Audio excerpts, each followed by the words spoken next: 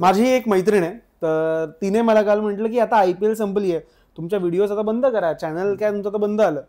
पण मित्रांनो तसं नाहीये, आमची खास अजून भागलेली नाहीये. आम्ही आता बोलणार आहोत टेस्ट क्रिकेटवर, रेड बॉल क्रिकेटवर, म्हणजे क्रिकेटची आणि आमच्या मांडीची खरी खास, दी ओजी रिअल क्रिकेट. पण माझं जेन्युइनली असं म्हणणं आहे, आम्हाला तू नको या व्हिडिओमध्ये नको, हे क्लासिक आणि ओजी क्रिकेट बद्दल आहे. हे IPL मध्ये शोर मीटर बघून बापरे ह्याचा का फॅन्डम आहे. एक मिनिट, पहिले तर मी तुला आरसा आणून देईन आणि क्लासी आणि वगैरे हे सगळं काय असतं ते तुला दाखवेन. अच्छा. आणि सेकंड मला सांग, तू लास्ट सीझन बॉलने कधी खेळलेलास? It doesn't matter. गेम साठी पॅशन फक्त खेळण्याने नाहीये, बघण्याने पण. म्हणजे तू क्रिकेट हा खेळण्याचा नाही बोलण्याचा विषय, हे तू एकदम, हे आमचं ब्रीद आहे, हे ह्या चॅनलचं ब्रीद आहे. क्रिकेट हे बॅट नाही कमी जाऊ दे. तर माझं असं म्हणणं आहे की प्लीज लोकांनी याला सांगा की निघून जा, आता हा बसलाय नाईलाज आहे माझा. पण तू हा टर्फ क्रिकेटवर हातातल्या कॅचेस सोडणारा माणूस आहे. एखाद दोन कॅचेस तर विराट कोहलीने पण सोडल्यात, MS धोनीने पण सोडल्यात. नाही, रोहित शर्माने नाही सोडलेत. Rohit Sharma is a better fielder. अरे त्या दिवशी उडी मारली तेव्हा तो उठला तेव्हा पोट खाली राहिलेलं त्याचं. हे आता बॉडी शेमिंग वरती चाललेलं आहे. हे म्हणजे जेन्युइनली एखाद्याच्या आयुष्याच्या पर्सनल ऍस्पेक्ट वरती असं बोट ठेवून बोलणं, आय थिंक हे क्रिकेट नाही. माझ्या मते ह्या लोकांनी IPL बघावी, IPL वर बोलावं, IPL च्या ड्रीम टीम्स बनवाव्या, टेस्ट वर एका पुन्हा तेच. हे बाहेर पडा ना म्हणावं. रोहित शर्मा म्हटलं की वडापाव बाहेर पडा. पण रोहित शर्मा ग्रेट आहे, मी मान्य करतो. मी तुझ्यासारखं डिनाय नाही करत काही गोष्टी की धोनी ग्रेट नाही, विषय संपलेला, विराट ग्रेट नाहीये. I accept the fact. दरवाजा तिथे प्लीज, टेस्ट बद्दल नको प्लीज. मला क्रिकेटचा अपमान वाटतो जसं मी गप्पा मारणार टेस्ट क्रिकेटवर. तू फ्रेम मध्ये राहणं डिझर्व नाही करत रे, तुझा चेहरा घेऊन. माझं म्हणणं आहे तू हा चेहरा घेऊन या जगात राहणं डिझर्व नाही करत. काय करावं.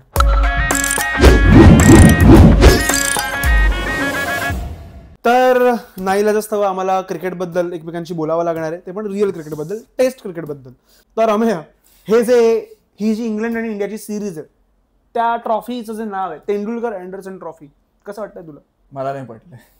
मग ठीक आहे, नाही मग काय तुझं नाव? मला पटलं नाही. म्हणजे तेंडुलकर आणि अँडरसनला यात हेटरेड नाहीये, ऑब्व्हियसली ते दोघं खूप मोठे लेजंड आहेत. मला तर हे पण वाटत होतं की अँडरसनने भाई रिटायर नाही व्हायला पाहिजे, तो कडक बॉलिंग टाकत होता अजून पण ह्याला वाटत होतं की त्याने रिटायरमेंट घ्यावी त्याने, आणि प्लस अजून नवीन पोरांना कशाला, खेळतोय चांगला खेळू द्या ना. तर ते साऊंड वाईज जास्त चांगलं नाही, म्युझिक करतो, कानाला ऐकायला चांगलं वाटतं. बॉर्डर गावस्कर ट्रॉफी, अजय अतुल, ऐकायला चांगलं वाटतं. Border Gavaskar trophy, Ajay. म्हणजे मी दोन नावांचं असं कम्पॅरिझन करतोय रे की कानाला तुला ते, आणि ह्याला माझ्याशी क्रिकेट बद्दल गप्पा मारायचे, रिअल क्रिकेट बद्दल बोल.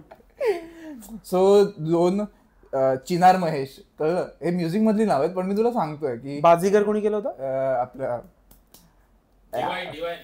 डिवाइन, बट काय डिवाइन डिरेक्टर कोण आहेत? अब्बास मस्तान. ही दोन नाव एकत्र सूट होतात. सो तेंडुलकर अँडरसन एकत्र सूट नाही होत असं मला वाटतं. चॅपल हॅडली, जसं की न्यूझीलंड आणि ऑस्ट्रेलिया सिरीजचं नाव असं चॅपल हॅडली. हे पण ठीक आहे, पण चॅपल हॅडली भाई, चॅपल हॅडली. हा, तर ते साऊंड वाईज मला एवढं चांगलं नाही वाटत, आणि असं वजनदार नाही वाटत. जसं की बॉर्डर गावस्कर ट्रॉफी एकदम अमेय चव्हाण, हे वजनदार आहे. अरे पण इथे दोन, ते माझं पर्सनल नाव आहे भावेश सुरते, हे वजनदार आहे. हे अमेय चव्हाण पेक्षा खाली पडलेलं वाटतं मला. असं. पण तेंडुलकर अँडरसन बद्दल तुझं काय मत आहे? तेंडुलकर अँडरसन दोन्ही ऑब्व्हियसली ग्रेट्स आहेत. फक्त ते नाव अजून थोडं क्रिएटिव्ह असू शकलं असतं. सचिन अँडरसन किंवा James Tendulkar. James Tendulkar, Jimmy Tendulkar असलं. हा, जिमी तेंडुलकर. हा, असं काहीतरी थोडंसं मजा करायला पाहिजे. किंवा नावात ते लोक खेळले नाहीयेत. सारा गिल नाही, नको. नाही, आपल्याकडे ऑलरेडी सबस्क्रायबर्स नाहीयेत, तुला स्ट्राईक काढायचे चॅनलवर. सचिनने वर्ल्ड कपच्या मॅचला तो शॉट लावायला बंद करायला सांगितलं होतं स्टार स्पोर्ट्स वाल्यांना. तू इथे याचं नाव घेतोस? आतल्या खबरी देतं कोण तुला? असो, जाऊ दे, मला आता त्या सगळ्यात पडायचं नाहीये. सो त्या आता मला क्रिकेट बद्दल बोलायचंय. मला क्रिकेट बद्दल आता हेट नाही करायचं, पसरवायचंय. मला फक्त प्रेम आणि रिअल क्रिकेट बद्दल लोकांना माहिती द्यायची. वा, विराटला बेस्टॉक्स बोलतोस? विराट बेस्टॉक्स पण चांगलं. आणि अजून एक आम्हाला जसं इंग्लंडचाच प्लेअर घ्यायचा आहे आणि एक इंडियन प्लेअर आहे, तर मला वाटतं तेंडुलकर कोहली ट्रॉफी पण बेटर असलं असतं. ठीक आहे, हा याने काल टाकलेला पंच माझ्या, आणि हा चोरलेला आहे, कुठून ते सांगणार नाही, तुम्ही शोधा. असं. हा, तर या ट्रॉफी मध्ये मित्रा मेन 2 प्लेअर नाही आहेत इंडियाचे, विराट आणि रोहित. त्यांनी हल्लीच रिटायरमेंट घेतलेली आहे. सो त्याबद्दल तुला काय वाटतं, कशी खेळेल इंडियन टीम या दोघांची? जसं आपलं चॅनल चालेल गरिबी. ह्याच्याशिवाय विराट आणि रोहित नाही आहेत या टीम मध्ये आता. सो त्याबद्दल तुला काय वाटतं, टीम स्टेबल असणार आहे यावेळी की त्यांनी रिटायरमेंट घेतलं त्याचा फरक पडेल? हा, म्हणजे गंभीरच्या आयुष्यात खूप फरक पडेल. दुसरी गोष्ट मला खूप खुश असेल. गंभीर खुश. वा.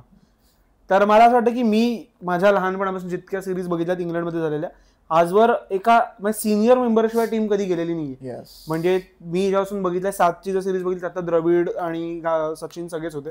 त्यानंतर इव्हन 11-12ची सिरीज जी आपण 4-0 हरलो,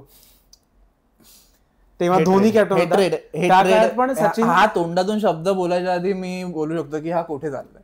कोठे? Oh my God, the Marathi I like it. कोठे चाललाय बोलला तो, कोठे चाललाय.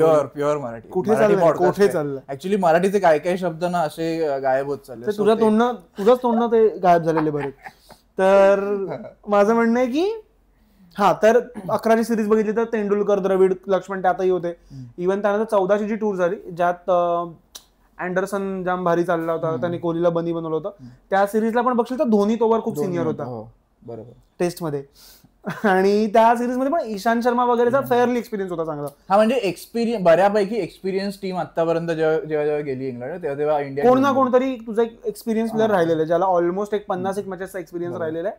सो अगदीच फेअरली न्यू स्क्वॉड पहिल्यांदाच गेलाय जेवढं मी बघितलंय.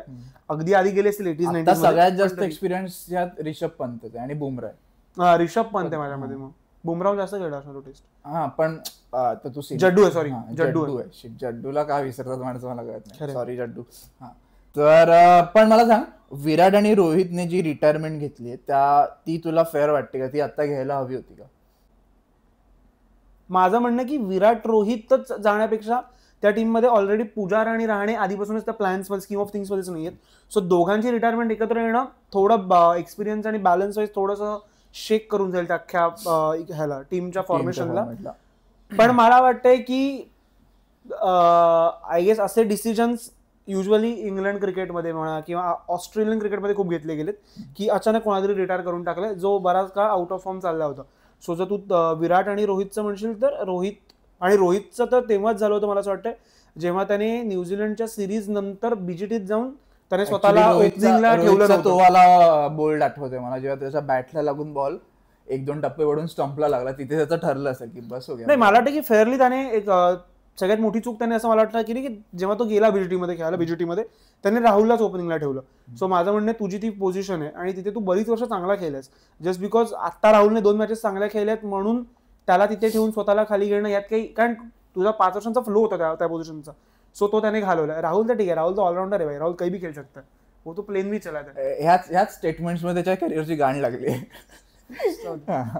सो माझं म्हणणं की रोहितने तो डिसिजन घेतला तिथे आणि त्यानंतर तो जसा खेळला. पण सो बीजीटी त्याच्यासाठी वाईट गेली, न्यूझीलंड सिरीज त्यासाठी वाईट गेली. एकंदर ज्यासून त्याला तो अटॅकिंग अप्रोच पकडला होता टेस्टमध्ये पण जाऊन, सो तो थोडा त्याच्यासाठी मला बरोबर नाही वाटला.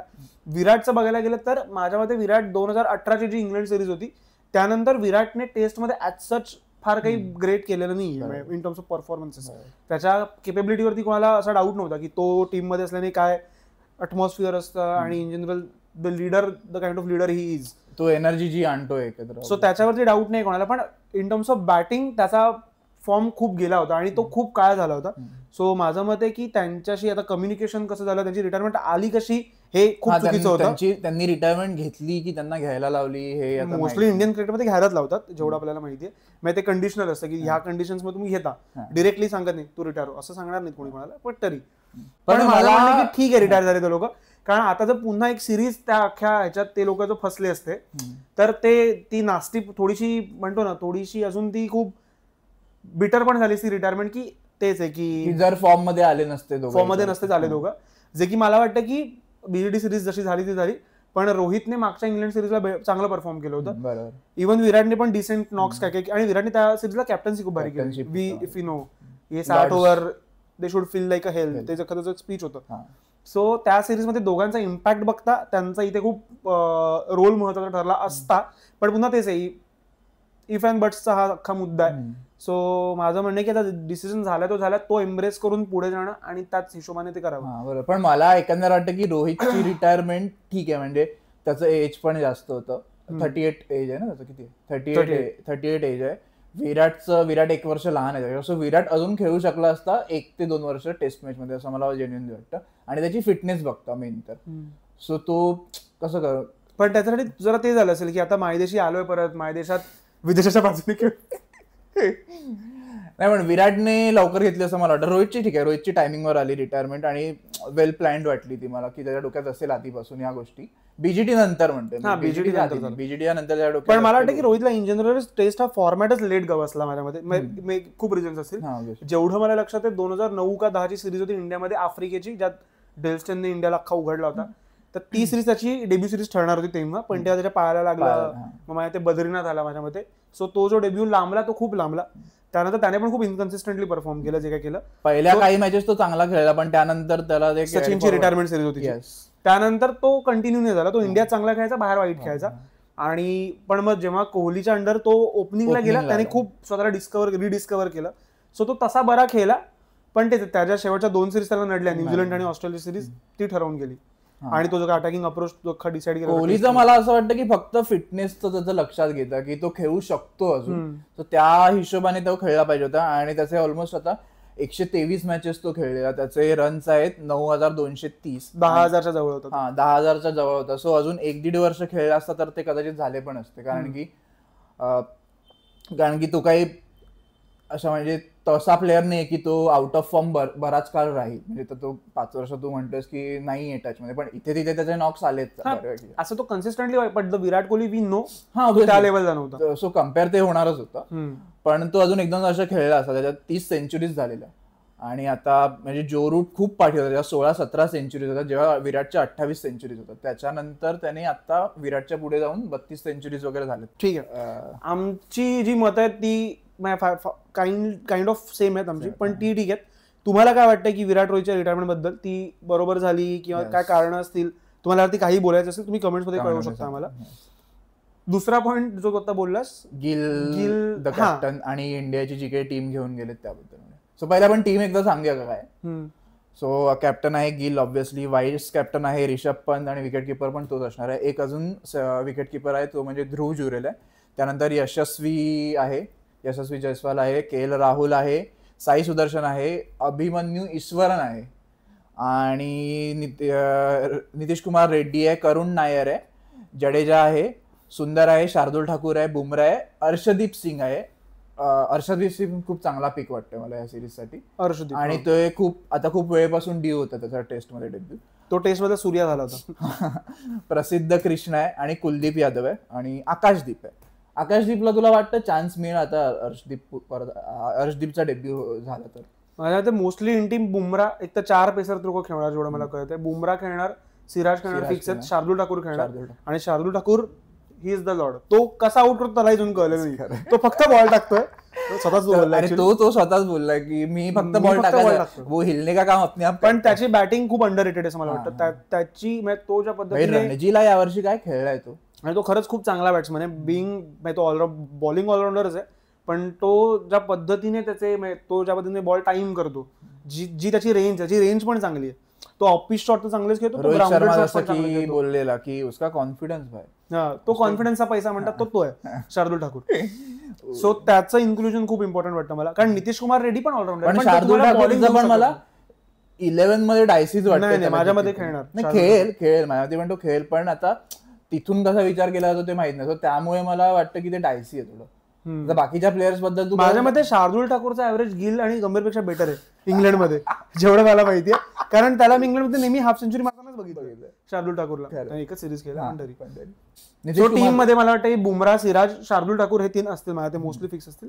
अच्छा, त्यांना अर्शदीपला द्यायचा असेल चान्स तर ते पहिल्याच स्टार्टला. मला असं वाटतं की ते लोक आकाशदीपच्या वर अर्शदीपला चान्स देतील, कारण अर्शदीप बॉल हवेत स्विंग करू शकतो. आकाशदीप थोडा हिट द डेक बॉलर आहे, थोडा तो शमीच्या स्टाईलचा सीम मुवमेंट वाला बॉलर आहे. सो अर्शदीपला मला वाटतं इंग्लंडमध्ये हवेत जी मुवमेंट मिळते तीच महत्वाची असते.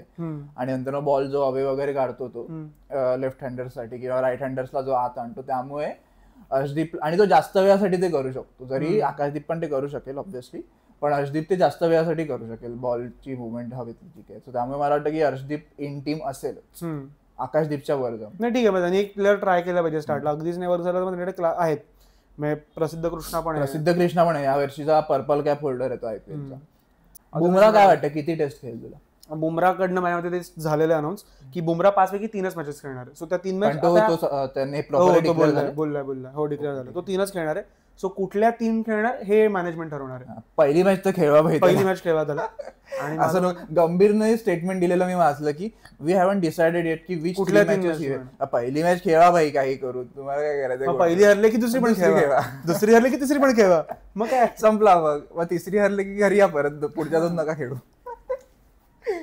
हा तर ठीक आहे, ही आम्हाला प्रॉबेबल टीम वाटते टेस्ट मॅच मध्ये. आणि एक्सपिरियन्सचं आपण जे बोललो ते गिलची कॅप्टन्सी, गिलने यावर्षी ज्या प्रकारे गुजरातची कॅप्टन्सी केली त्याचा अंदाज घेता मला वाटतं ठीकठाक करून जाईल कॅप्टन्सी, पण एक्सपिरियन्सचा प्रॉब्लेम होणार. आणि टेस्ट मध्ये त्याचा फॉर्म खूप मॅटर करतो. तो जेव्हा त्याने जर बॅटिंग नाही केली चांगली तर त्याचा जो कॅप्टनशिपवर पण परिणाम होऊ शकतो, आणि व्हाईस वर्सा की कॅप्टनशिप चांगली नाही झाली, नवीन कॅप्टन टीम पण नवीन आहे, so he has to command. आणि त्यासाठी परफॉर्मन्स एवढी वर्ष तो खेळतोय. किती वर्ष झाली त्याचा डेब्यू? 2019 ती बीजीटीच्या आसपास त्याचा डेब्यू झाला होता ना. अच्छा ओके, हा बरोबर. सो 5-1 वर्ष झाले त्याला पण खेळून. सो ठीक आहे, त्याच्याकडे एक्सपिरियन्स आहे, पण आता कॅप्टनशिप हा पूर्ण वेगळा. टेस्ट मध्ये त्याचा तो एक जो नॉक होता ब्रिस्बेनवर त्याने मारला होता 90 रनचा, जी टूटा है क्या बघा घमंडवाली मॅच होती. त्यानंतर त्याच्याकडनं आजच टेस्ट मध्ये कुठला ग्रेट नॉक नाही आलाय.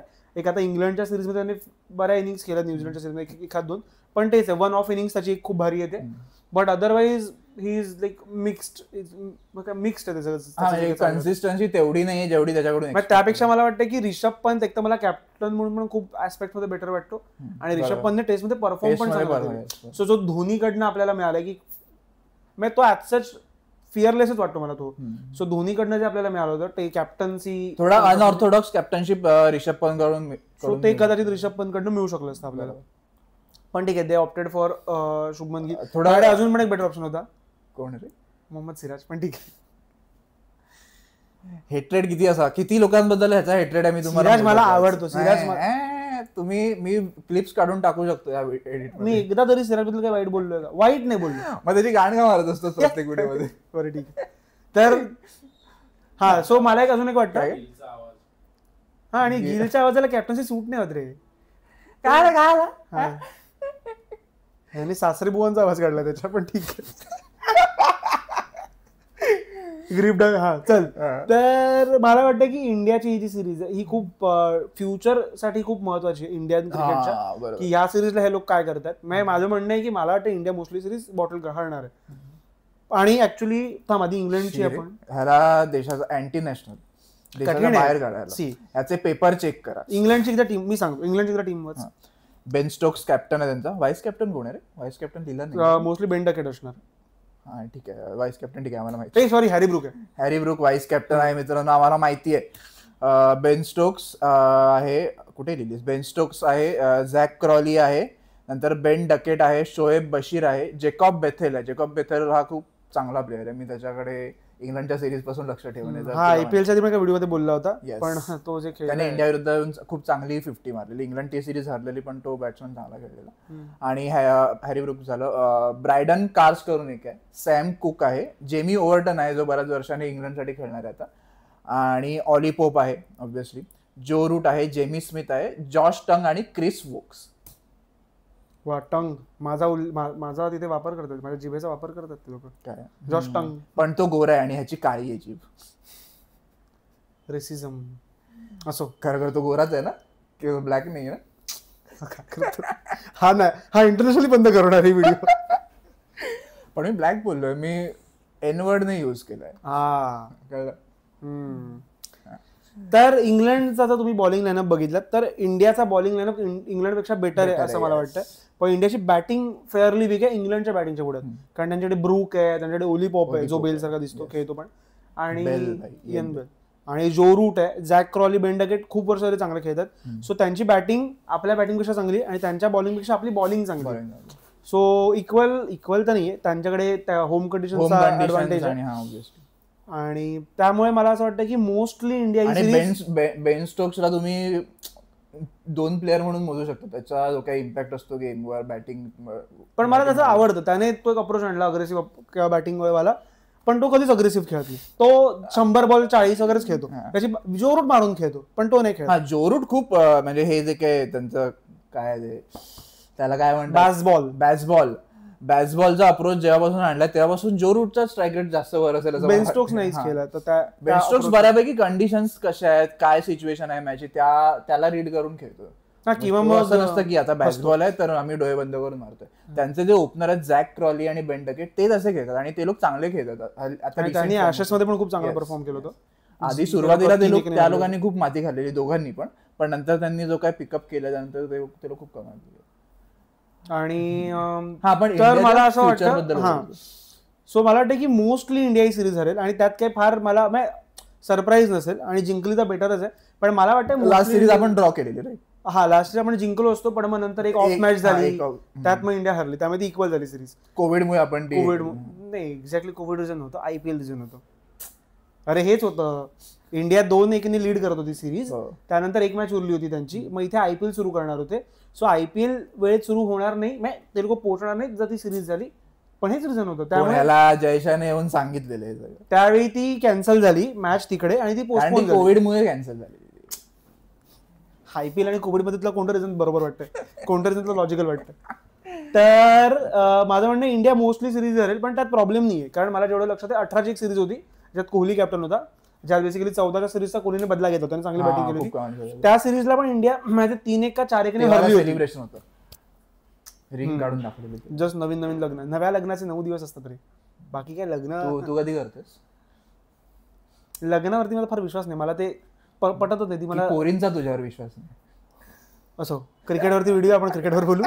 तर मला असं वाटतं की ती सिरीज पण इंडियाने हरली होती, 3-1 का 4-1 हरली होती ती सिरीज.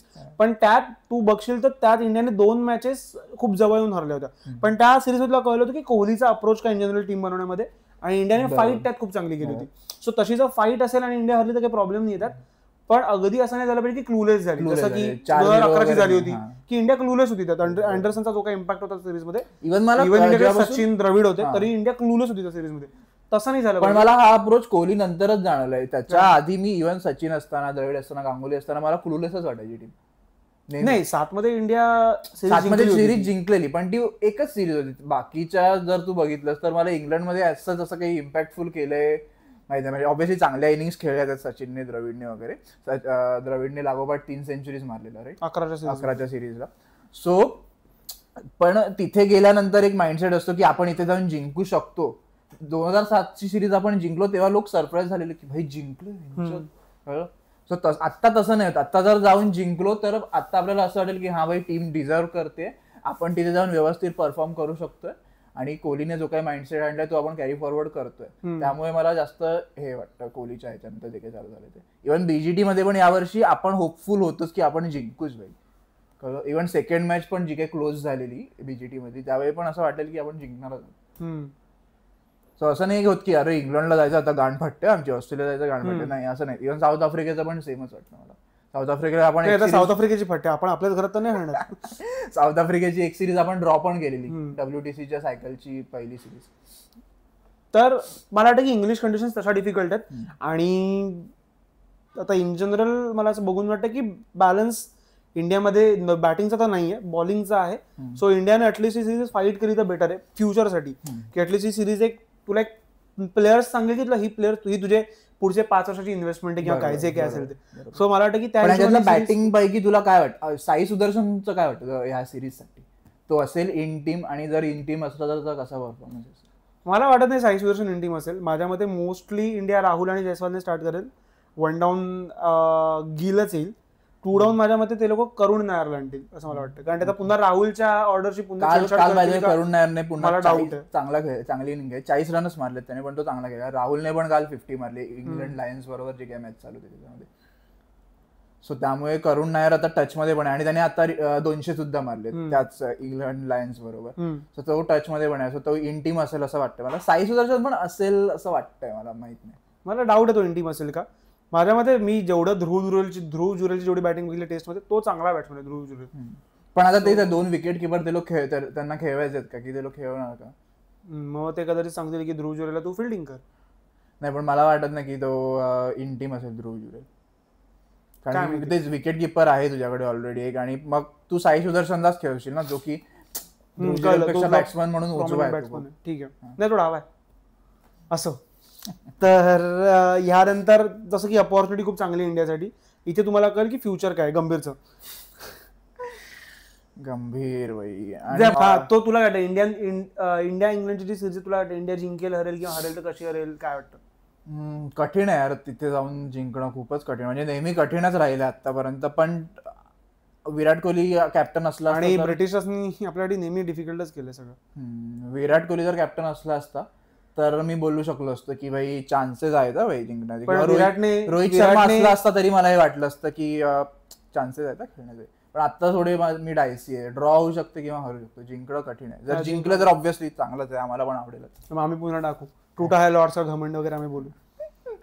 सो ठीक आहे, तुम्हाला काय वाटतंय इंग्लंड आणि नाही तेंडुलकर अँडरसन सिरीज बद्दल तुम्हाला काय वाटतंय ते आम्हाला कमेंट्स मध्ये सांगा. आणि तुम्हाला ह्याला ऑप्शनल नावं काय सुचतात ती पण सांगा, ती पण चालतील आम्हाला. जसं तुम्हाला ट्रॉफीला सिराजचं नाव द्यायचं तुम्ही देऊ शकता. त्याला सिराजची मारायचीच कंटिन्यू. सो आता येऊया आपण एका वेगळ्या टॉपिक कडे. इंडिया ज्यात नाहीये आपण येऊया, आणि जी ट्रॉफी काय मला फार पटत नाही, पण ठीक आहे. का नाही पटत? आम्ही बोलणार आहोत आता, बोल कशाबद्दल? WTC फायनल बद्दल आपण बोलूया. वर्ल्ड टेस्ट चॅम्पियनशिपची जी की होणार आहे साऊथ आफ्रिका आणि ऑस्ट्रेलियामध्ये लॉर्ड्सवर. ही ट्रॉफी मला आजच लॉर्ड्स मध्ये इंडिया एजबॅस्टनला वगैरे करवली होती. आणि लॉर्ड्सवर आहे ना? हो लॉर्ड्सवर. आपण लॉर्ड्सवर रिसर्च आमचा लॉर्ड्सवर आहे, मी बघितलं लॉर्ड्सवर. माझी मेमरी जाम भारी. याच्यावर मोस्टली विश्वास ठेवण्याचा लायकीचा माणूस नाहीये, पण तर लॉर्ड्स वरती आहे फायनल. पण मला मुळात ही ट्रॉफी पटत नाही, कारण ह्यातलं जे काही पॉईंट सिस्टम आहे सगळं ते मला खूप फ्लॉड वाटतं. की जसं की समज इंग्लंड ह्याच्यात अख्ख्या सायकलमध्ये 2 वर्षात 15 ते 20 मॅच खेळते, ठीक आहे. त्यात इंग्लंड समज 5-6 जिंकली, 4-5 हरली, पण म्हणून तर त्याने पर्सेंटेज ठेवलंय.